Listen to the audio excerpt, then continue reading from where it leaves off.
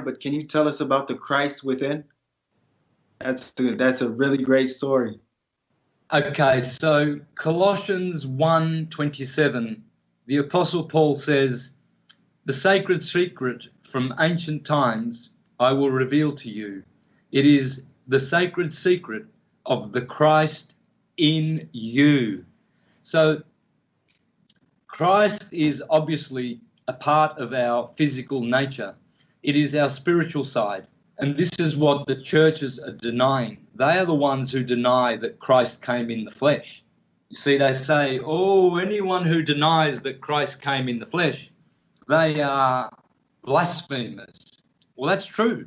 And the churchgoers are the blasphemers because they deny that they have Christ in them.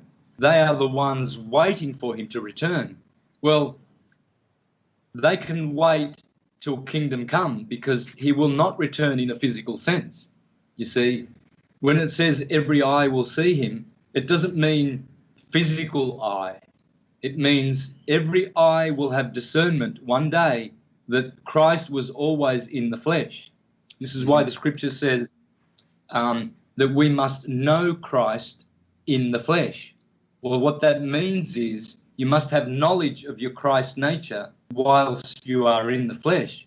It's no use being spiritually dead while you are having this fleshly experience. It's telling you, it's inviting you to know Christ in the flesh, to know that he lives and dwells in the flesh. And anyone who denies that is in fact a blasphemer. And they don't have Christ consciousness. They have a satanic consciousness, which is materialistic. Mm-hmm. Mm-hmm. Can you tell us about the autonomy and the religious stories? I seen it on one video of yours. I can't recall it that good, but it was about the cerebrum and the fluids going down the spine and meeting at the sacrum. Yeah. So the promised land, the paradise that the scriptures talk about, that is none other than your body. So all of the Holy Land, the land flowing with milk and honey, for instance, that's in your head. Israel is in your head. Isis, Ra, and El, the Trinity of gods. Dielectricity, magnetism, and electricity. Your body is electrical, and that's what scripture is telling you. The pineal gland produces what's called the honey because it's masculine, and the pituitary gland produces what's called the milk because it's feminine, the mother's milk. So in order to go to the land, the promised land of flowing with milk and honey, you must go from the lower chakras, which has to do with lust, power, greed, and survival, and you must ascend and go up into the head, heaven heaved up. So head and heaven share the same root. Heaven is in the head, the promised land. And when you activate the pineal gland and the pituitary gland, you are now drinking the milk and honey in the promised land. And Jerusalem is none other than the optic thalamus. And the cerebrum is Sarah Abram, where you need to return the crystic fluids of the cerebrospinal nervous system to activate the dormant brain cells in the cerebrum. And then you will have a halo, and energy will emanate from your head, which will have a frequency of intelligence and consciousness, which will be salvific. It will bless the people who come into your presence.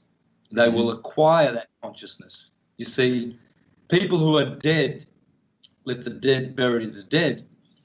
When you are in their presence, you feel the vibration and the frequency of death. And what happens is you begin to degenerate when you are in the presence of alcoholics, drug addicts, people who are purely materialistic. And this is how birds of a feather flock together. And this is why the scriptures say, you are who you associate with.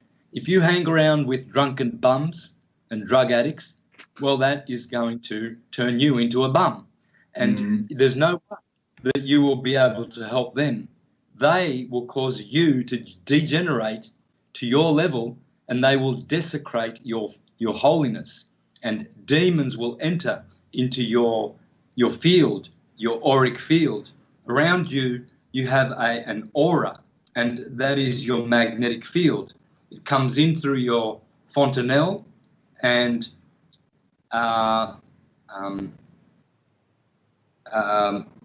what's the word? Externalizes or exits through your perineum. And that field is your magnetic field. That's your energy field. Well, what happens is if you have holes in your field through black tantric sexual practices, you have invited demons into your field, and they will attach themselves. And you can see when you see a pimp or a prostitute or a degenerate who practices all kinds of pornographic, filthy sexual practices, or who is a drunk, you feel that energy. You get to have a feeling for it, and it's depleted, and it depletes you and weakens you. So that's why it's very important to have good fellowship with good people. Wow. So my mother always used to say, you'll never soar like a hawk if you hang with turkeys. Now I know exactly what she meant. Yes. And unfortunately, people gravitate to degenerate people because they don't have to lift their standard. You know, they can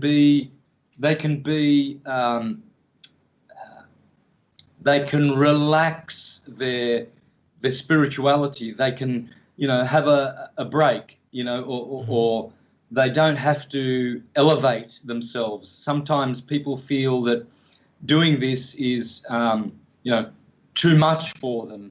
So they encircle themselves with degenerates who desecrate their souls so that they don't have to do works.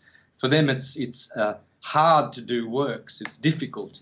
And so this is where many fail, and it's to their own detriment, because when it comes the time for them to graduate and ascend to the next level where they think they are going, the opposite will happen.